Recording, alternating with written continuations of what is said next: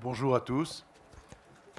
Olivier Klein, directeur général du groupe RED, ravi de vous recevoir ici et de recevoir ici les assises de la coopérative et du mutualisme. On est nous-mêmes, en tant que BRED, adhérents et engagés depuis le début, depuis la première année, et chaque année. Et aujourd'hui, on a le plaisir d'organiser ces assises ici même, dans l'amphi de la BRED. Voilà. Quelques mots d'abord pour dire combien il y a d'amis aujourd'hui. Ceux qui sont déjà là, ceux qui vont venir tout à l'heure, parmi les professeurs, parmi les personnalités. Guy Cormier tout à l'heure en visio, qu'on connaît bien aussi à la BRED. Et beaucoup de personnes ici présentes. Je vais, pour faire cet accueil et cette introduction, et aussi quelques clients d'ailleurs, bons clients. Pour faire cette introduction, je vais développer très rapidement 3 idées. La première est sur l'évolution du capitalisme. On sait tous que le capitalisme a démarré sous une forme familiale, puis parce que les familles évoluaient dans le temps et s'agrandissaient et que les fondateurs disparaissaient, il fallait ouvrir le capital. Et on est passé à, évidemment, des formes de société par action et est apparue une forme de capitalisme, particulièrement après la Seconde Guerre mondiale, un capitalisme managérial, dans lequel les managers ont davantage pris le pouvoir, parfois, il faut bien le dire, au détriment de l'intérêt des actionnaires, mais pas toujours au détriment des entreprises et des salariés, mais pas toujours en faveur de l'efficacité maximale, et surtout au détriment des actionnaires. Ce qui fait que dans les années 80, s'est développé un capitalisme j'appellerais actionnarial, qui a remis la balle vraiment du côté des actionnaires et avec, comme chaque fois, des formes plus efficaces, mais aussi des formes, Jérôme, bonjour, mais aussi des formes de dérive importantes. La forme efficace, c'est qu'on pouvait lier des gens qui étaient des grands talents dans des petites sociétés, ce qui était difficile à faire avant dans le capitalisme managérial, parce qu'on les associait à la réussite au capital. Mais les formes de dérive, on les connaît bien, c'est tout ce qui a fait en sorte qu'on fasse en sorte que les dirigeants des entreprises soient beaucoup plus attachés à l'intérêt des actionnaires qu'au reste des parties prenantes. Ce qui fait que l'évolution progressive, en tout cas souhaitable, vue de moi, et vue de, je pense, beaucoup de personnes ici même, est une évolution vers le capitalisme partenarial qui comprendrait davantage toutes les parties prenantes, les actionnaires bien sûr qu'ils méritent, puisqu'ils apportent de l'argent, ils le mettent en risque, c'est bien normal qu'ils aient une rentabilité en face de cela, mais aussi, bien évidemment, les salariés davantage, les clients évidemment, et puis les fournisseurs, mais aussi la société dans son ensemble, et ça s'exprime à travers la RSE, mais sous différentes formes. Ça s'exprime surtout par le fait que les entreprises sont engagées vis-à-vis de leur territoire, et cela va du climat naturellement jusqu'à l'implication, aux engagements qui peuvent exister sous différentes formes des différentes entreprises. Il se trouve que le mutualisme ou la forme coopérative n'est pas la seule forme possible naturellement, mais est l'une des formes qui s'applique bien à cette forme de capitalisme partenarial. Il est évident que dans nos banques, par exemple, pour prendre ce que je connais le mieux, les clients sont au cœur même du système, puisque l'actionnariat est représenté par le sociétariat, et les sociétaires, ce sont des clients. Il n'y a pas de sociétaire non client. Alors, suivant les formes, on a parfois tous les clients sont sociétaires, ou bien tous les sociétaires sont clients. Chez nous, c'est tous les sociétaires sont clients. Mais en tout état de cause, c'est eux qui forment le conseil d'administration. Donc, c'est eux qui, par construction, nous forgent la stratégie avec nous. Et cette stratégie est obligatoirement, pour utiliser des mots maintenant extrêmement banals, mais tant pis, extrêmement tournée client, orientée client, par construction. Les salariés sont depuis très longtemps dans nos formes mutualistes et coopératives au cœur aussi du projet. Et puis bien sûr la société, ça fait bien longtemps. Moi je suis dans le système mutualiste ou coopératif depuis plus de 20 ans. Bien avant qu'on parle de RSE et qu'on décline les choses parfois un petit peu trop de façon à la mode, on en faisait avec énormément de sincérité, on s'engageait dans beaucoup de choses. que ce soit parfois très local sur le fait de faciliter tel club de sport ou de faciliter tel événement culturel, et sur des formes plus larges qui peuvent être à la brette de la diffusion culturelle et du savoir. On a choisi aussi comme thème principal, et vraiment qu'on creuse énormément, c'est l'égalité des chances, qui nous semble aussi, comme la culture d'ailleurs, et la diffusion du savoir, quelque chose qui permet le lien dans la société et qui donne de la cohésion aux sociétés, à nos territoires. Alors, ma deuxième idée, c'est qu'un groupe bancaire comme le mien est un groupe décentralisé de banques régionales, coopératives, des banques de plein exercice. Et l'idée que je veux développer à travers cela, c'est que le rôle de nos banques est encore plus fort sur nos territoires que des banques centralisées par construction. Parce qu'entre chaque territoire et sa banque, il y a une osmose, il y a une convergence d'intérêts. Si le territoire ne va pas bien, la banque n'ira pas bien. Si la banque ne va pas bien dans le territoire, il y a assez peu de chances que le territoire se débrouille bien. Et donc, parce qu'on est facilitateur en tant que banquier naturellement. Donc cette osmose, elle provoque des choses assez différentes de ce qu'on peut connaître dans d'autres modèles. Le jour où dans telle ou telle de nos régions, il y a peut-être un peu moins de rentabilité à faire des crédits parce qu'il y a plus de risques qui apparaît. Pour autant, toute l'épargne collectée dans la région ira financer les développements de projets dans cette même région, sur ces mêmes territoires. Philippe, viens, ta place là. Et c'est fondamental, ça n'est pas le cas partout. Nous, il y a cette équation et cette sorte d'équivalence entre l'intérêt du territoire et l'intérêt de la banque qui y travaille. Et ce qui fait d'ailleurs que la notion de RSE est encore plus réelle, encore plus concrète.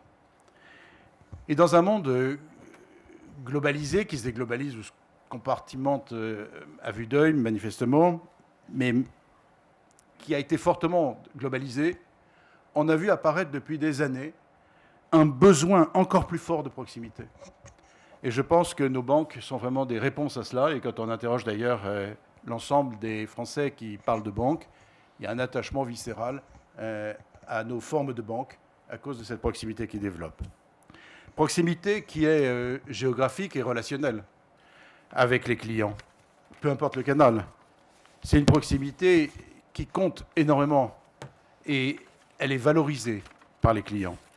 Proximité décisionnelle.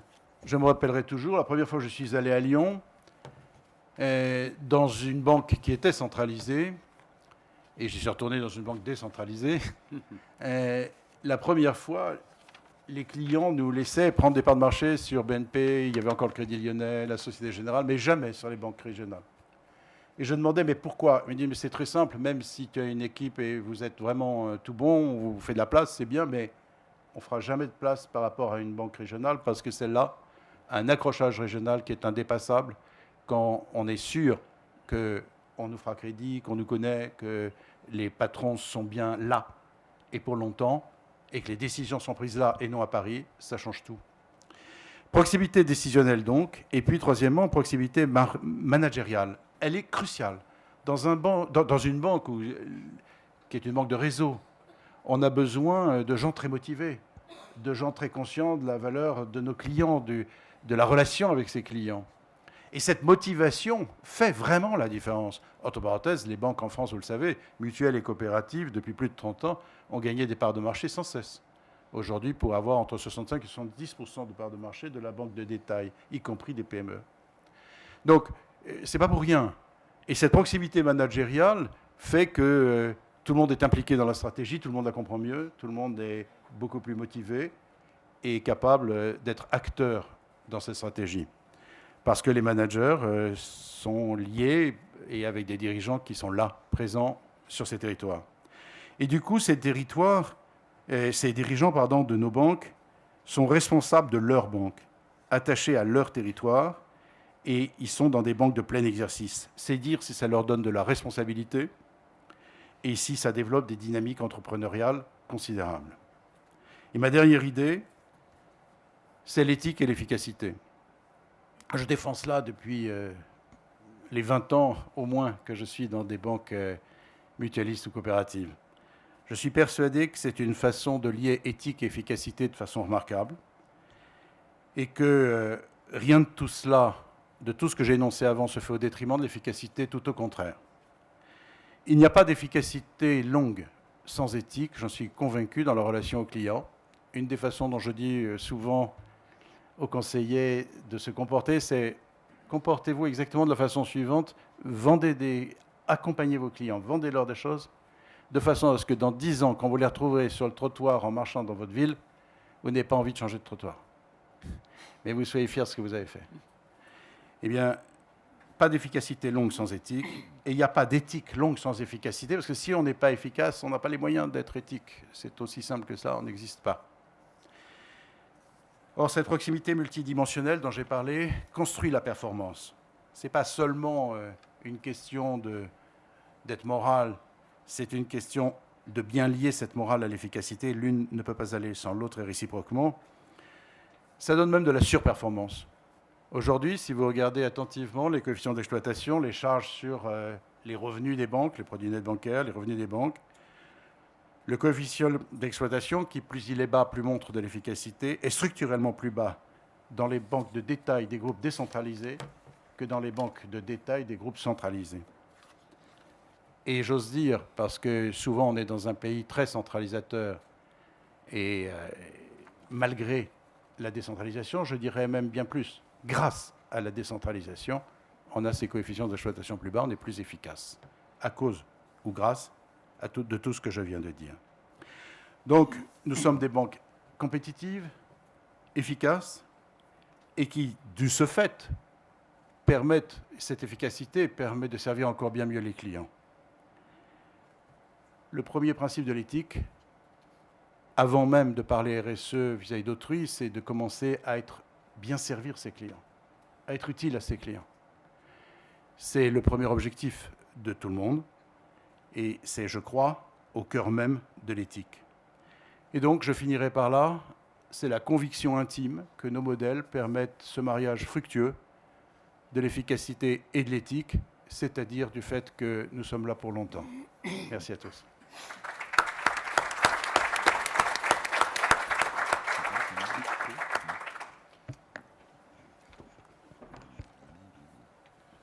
Bien, bonjour. Je m'appelle Thierry Derez. Je suis président de Covea et également j'ai l'honneur d'être le président de ces assises. Vous avez vu le thème que nous avons souhaité mettre en exergue de notre réunion, c'est après le Covid, et c'est est-ce que les mutuelles, les coopératives constituent des leviers pour un avenir qui est un avenir souhaitable. Nous ne nous sommes pas rencontrés physiquement depuis 2018. C'est peut-être un point qu'il convient de souligner. Les dernières assises étaient en 2018. Depuis cette époque, nous avons été cantonnés à des mécanismes de visioconférence, téléphone, toutes les richesses de la technologie. Richesses dont il faut malgré tout, en tout cas c'est mon point de vue, admettre qu'elles sont très très en dessous du contact direct, de la rencontre de personnes, comme nous pouvons le faire grâce à l'hospitalité de la Bray d'aujourd'hui. Et c'est, je crois, d'abord la première satisfaction. Le Covid a changé des choses. Il a notamment, je crois, accéléré certains processus qui étaient en germe. Je pense en particulier au télétravail. Si nous, entreprises, avions demandé à nos équipes, notamment les ressources humaines, combien de temps il faudrait pour faire passer 95, 97, en tout cas pas loin des 100% de nos effectifs en télétravail, je pense que la réponse que nous aurions obtenue avant la crise Covid eût été de au moins quelques mois. Et pourtant, ça a été fait en quelques jours. Je pense qu'il y a une leçon à tirer de cette situation, qui est à la fois positive, puisque nous avons été en capacité de réagir avec une rapidité dont, sauf peut-être les moins modestes d'entre nous, nous ne nous pensions pas capables. Mais la contrepartie de cette vitesse d'exécution, de cette efficacité dans cette transformation, c'est l'après, c'est-à-dire aujourd'hui, quelle place, quelle importance laisser au télétravail. On est tous confrontés, je le pense, à des personnels qui sont hésitants, revenir, ne pas revenir. Et il y a une multiplicité de facteurs qui soutiennent le choix de revenir ou de ne pas revenir au bureau, qui rendent la situation très complexe, selon l'habitat, selon les situations de famille, selon l'éloignement du travail, etc., etc. On a donc une matière qui est une matière extrêmement subtile pour être appréhendée de façon satisfaisante. Donc, le Covid, ou la Covid, ça dépend si on se réfère au Robert ou à l'Académie française, donc je l'appellerais Das Covid, utilisant une faculté que n'offre pas la langue française, mais la langue allemande. Donc Das Covid a changé beaucoup de choses.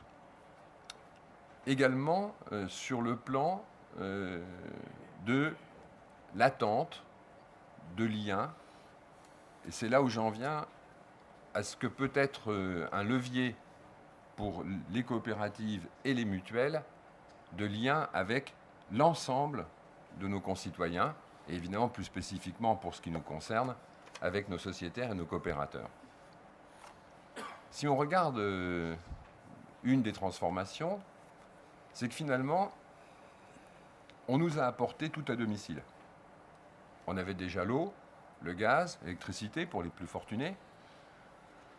On nous a apporté la nourriture, on nous a apporté, on va dire, les biens culturels, pour autant que Netflix y appartienne. On nous a apporté ensuite le travail. Et finalement, c'est une étrange société par rapport à l'histoire qui est celle de l'humanité, qu'une société dans laquelle nous restons chez nous, en quelque sorte dans une alvéole, et dans cette alvéole, on nous apporte non seulement ce dont on a besoin pour produire, mais on nous donne les outils pour pouvoir produire. C'est un autre monde. Je me pose parfois la question de savoir si c'est encore un monde de mammifères ou déjà un monde d'insectes. Puisque la structure alvéolaire consistant à nourrir, fournir tous les besoins dont la créature a le besoin, c'est davantage un modèle calqué sur ce que l'on rencontre dans les ruches et les fourmilières que dans les grands espaces où s'épanouissent les mammifères. Je pense que c'est une vraie question. C'est une question aussi par rapport aux liens dans notre société. Notre société, c'est un constat régulièrement fait, souffre d'une individualisation de plus en plus renforcée et souffre, par différence, d'un appauvrissement, d'une diminution des liens entre les personnes. Et je pense que nos organisations, coopératives et mutuelles, ont une carte spécifique à jouer sur ce registre.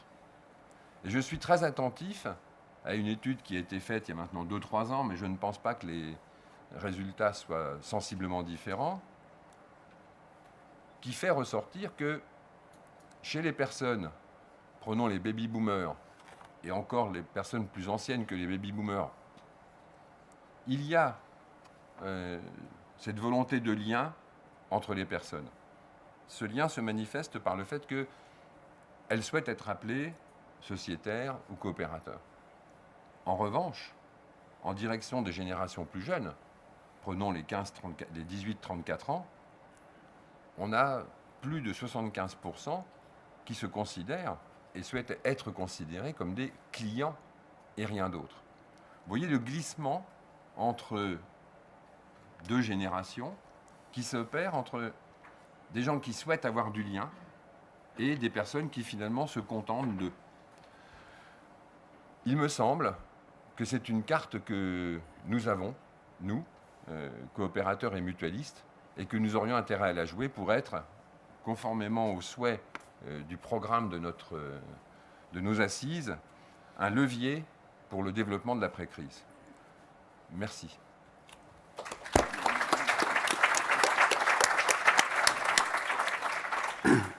Bienvenue, je suis Olivier Pastré. Contrairement à ce qu'a dit Thierry, le président des Assises, c'est moi. Il n'est que président du conseil scientifique. Pour une fois que je suis son chef, je voulais le noter au passage. Juste 3 petites remarques avant quelques autres. Merci à Olivier de nous accueillir ici. C'est vraiment vachement bien, et donc toutes les autres années à venir, on reviendra ici parce que c'est quand même très pratique et très confortable. Encore de pré-introduction. Aujourd'hui, et c'est Christian Schmitt de la Brélie qui m'a demandé de le dire, nous sommes aussi le 21 mars, c'est la journée mondiale de la trisomie 21, et bon, ça mérite d'être évoqué. En principe, tous les 4, on a ces chaussettes qui ne sont pas tout à fait les mêmes, comme vous l'avez remarqué. Mes 3 camarades les ont mis. Moi, je n'ai pas osé, et donc je vous les montre. Je voudrais dédier, et on est tous les 4 d'accord, cette matinée à la mémoire de Michel Roux, qui nous a quittés cette année, et qui était aussi au cœur de ces assises depuis leur création. Il les a animées, il a été extraordinairement bienveillant, et on le regrette tous. Ces éléments étant plantés, un seul chiffre, si vous vous rappelez, un seul chiffre de toute la matinée, donc tous les autres intervenants peuvent se passer de chiffres, comme on perd, le temps est compté, ça sera très bien. 400 ans. On a écrit un livre avec Patrick Artus sur l'économie post-Covid, et je me suis un peu plus occupé de la partie historique. J'ai découvert que des crises sanitaires de cette ampleur, il y en a depuis l'ère chrétienne, une tous les 400 ans. Donc c'est pas la crise des techs, c'est pas la crise des subprimes, c'est quelque chose d'une ampleur radicalement différente qui va nécessiter un repositionnement de tous et de toutes. Ça mérite d'être mentionné. Alors, mutualisme et coopération sont parfaitement adaptés à la période du Covid. Covid, C-O-V-I-D, donc 5 lettres. C'est 5 défis pour les mutualistes et les coopérateurs. Le premier défi, je sais, c'est la communication. C'est bien beau de savoir faire, et vous êtes beaucoup dans cette salle à en témoigner. C'est aussi bien beau de faire savoir.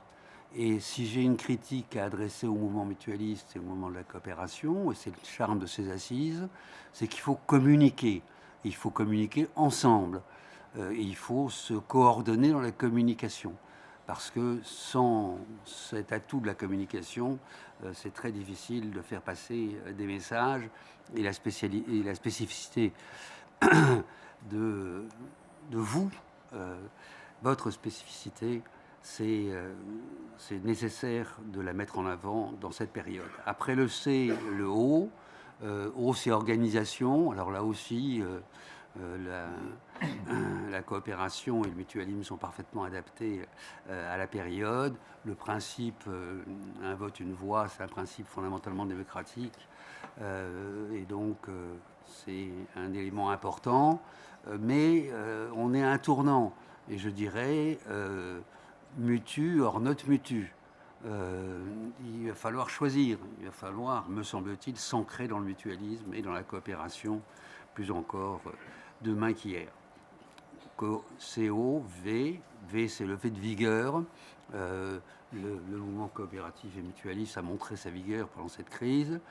Juste une petite chose, il y a des priorités. et à mon avis, les priorités demain, ce n'est pas les PME en général, c'est les TPE, c'est les entreprises en création. C'est vraiment les toutes petites entreprises qu'il faut aider et qu'il faut accompagner. Ça va sans dire, mais ça va mieux en le disant et ça va encore mieux en le faisant. Le I de Covid, c'est l'intérêt général. Alors le mouvement coopératif et mutualiste a une chance, c'est d'avoir une relation au profit qui est plus distante que les seuls opérateurs de marché, et donc une capacité à amortir les chocs qui est de ce fait plus importante, avec, deuxième aspect, la coopération et le mutualisme, l'horizon de long terme, qui est évidemment absolument essentiel, et donc l'intérêt général doit être au cœur de la stratégie de Z. Enfin, le D, c'est démographie. Je rappelle que le mutualisme et la coopération ont été créés pour financer des populations à l'écart du système bancaire ou assurantiel traditionnel. Il faut que les coopérateurs et les mutualistes continuent dans cette voie avec deux populations. On dit pas les vieux, mais tant pis, moi je dis les vieux.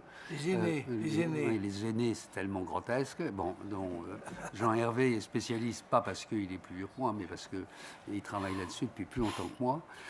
Et puis aussi les jeunes. Je rappelle qu'il y en a 800 000 à absorber en France tous les ans. Et là, on n'est pas vraiment bien équipé. Et donc, la variable démographique est, pour les années qui viennent, absolument décisive. Encore deux mots. Il ne vous a pas échappé que dans quelques mois, il y a une élection présidentielle en France. Je plaisante. Hein. C'est dans quelques semaines, c'est pas encore dans quelques jours. Et donc, ce que nous voulons tous les quatre, c'est qu'on sorte de cette matinée avec des propositions. Il est encore temps d'infléchir la position des candidats. Et il est donc absolument essentiel de faire des propositions. Et de ce point de vue-là, il y aura une déclaration finale qui vous sera envoyée et qui sera diffusée à toute la presse et à tous les médias pour faire état de nos réflexions. Voilà. On parle beaucoup de désescalade aujourd'hui. Ça serait bien qu'il y ait une désescalade dans un certain nombre de régions dans le monde. Mais pour qu'il y ait une désescalade, il faut qu'il y ait des débats. Et les débats sont ouverts et c'est vous qui allez les animer. Merci donc à vous.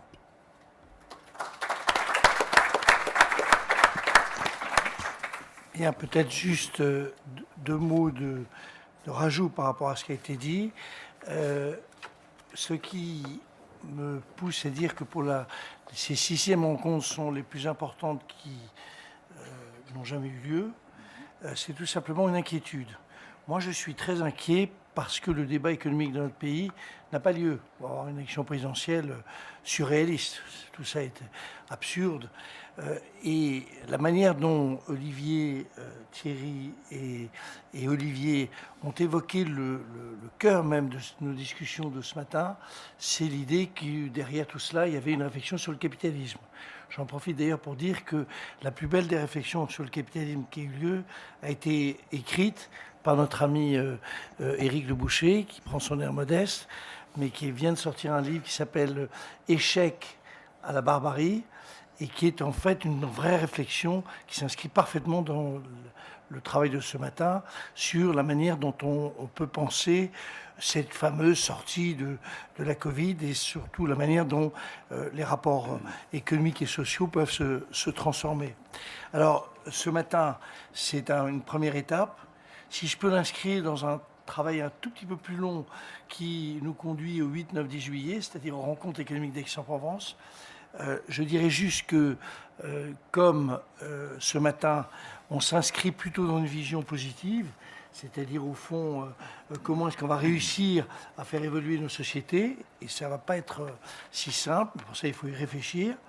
Et auparavant, on va lancer, d'ailleurs nous sommes déjà 3 auteurs à le faire, des notes qui vont 4, puisque Éric Le Boucher va aussi sortir quelque chose, qui vont au fond essayer d'évoquer tous les thèmes économiques Donc ce sont le titre général de cette opération s'appelle « Relancer le débat économique ». C'est exactement ce qu'on va faire ce matin. C'est le démarrage, c'est le point de démarrage. Et on va essayer de traiter tous les sujets économiques qui ne sont pas aujourd'hui traités en quoi que ce soit, puisqu'il y a quelques propositions, mais tout ça n'est pas réellement ni réfléchi, ni discuté de la part des candidats, quels qu'ils soient. Donc, au fond, moi, je sens à titre personnel que ce matin est un point de départ très, très utile. C'est pas parce qu'il y a 2 présidents, c'est parce qu'il y a 3 présidents d'ailleurs. Puis moi-même, je suis le président de l'amicale des amis. Il n'y a que des On présidents. est en France, hein. En France, tout le monde est président. Donc c'est pas pour ça, c'est parce que il faut que le débat économique démarre dans notre pays. Alors, je suis pas sûr que c'est lieu dans les 3 semaines qui viennent. Je pense qu'il faut. Et après, il y a les élections législatives, ça va être, je pense, plus animé. Et puis, il y a les rencontres d'Aix qui seront sur un thème assez positif, puisque c'est réussir les transformations du monde. Enfin, bon, réussir les transformations du monde, c'est un joli titre. Et donc, ça permettra peut-être de conclure, à partir de maintenant, jusqu'au 10 juillet, on travaille sur les sujets, comment est-ce que la société française, la société européenne arrive à se sortir. Je termine juste, et je me sens très proche là-dessus des interventions de Patrick. Je suis, moi, de ceux qui pensent que c'est depuis très longtemps très difficile de sortir d'une crise. On avait écrit il y a 30 ans, 40 ans, avec Olivier, un livre, 50, non, il y a 60, c'était avant-guerre. On avait écrit un livre qui s'appelait La crise du XXe siècle, et ça permettait de voir à quel point sortir d'une crise, c'est beaucoup plus compliqué, si on croit, beaucoup plus compliqué. Et donc, il n'y a pas de rebond comme ça, mécanique, tout ça, à modifier les comportements. Et donc, il va nous falloir penser dans une situation qui ne sera pas facile, avec vraisemblablement des ralentissements importants, et puis des grandes ambitions. Je vois Eric dans le fond de la salle, des grandes ambitions sur l'idée que le mutualisme, la coopération sont porteurs finalement de ce que peut-être, ce sont peut-être d'ailleurs aujourd'hui même les seuls porteurs de ce qu'est une forme de capitalisme réhumanisé et adapté à la période. Voilà. Merci beaucoup. Bon courage, bon travail et surtout des propositions. Et aussi respecter les temps de parole si on veut arriver à ne pas finir à 23 heures.